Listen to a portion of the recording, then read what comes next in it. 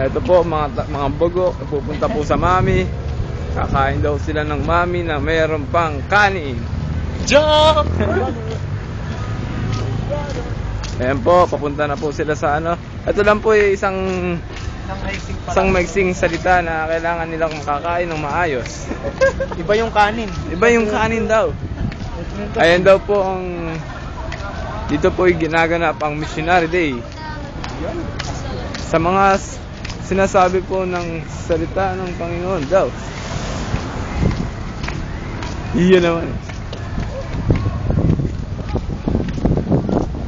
Ayan po, naglalakad na po kami papuntang Mami Town. Nagugutom na raw po ang mga tao. Ayaw ko talagang umarap pero pinipilit mo. Kaya Ayan mga ibang dalayan na. Ay, nakaamoy ang puta. Tinuturo ba? ayan po. Tayo.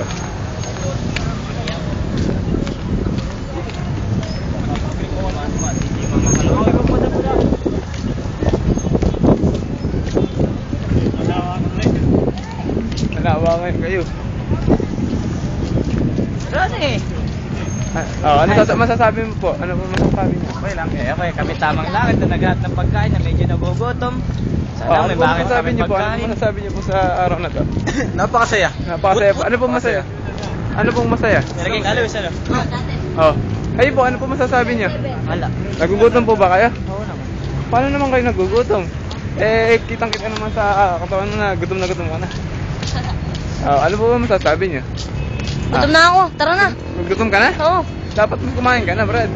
Si Keke hindi nagugutom to. Hindi ako nagugutom. Brad, hindi na nagugutom, gutom na. Pero mamaya. Andito po kami sa... Ayan, atin dalawang mag-best friend. Brother. Ayan po. Brother. Papagod na po ako. Makasa shop? Sobra ka naman sa akin. Ayan na po. Iba yung kanin.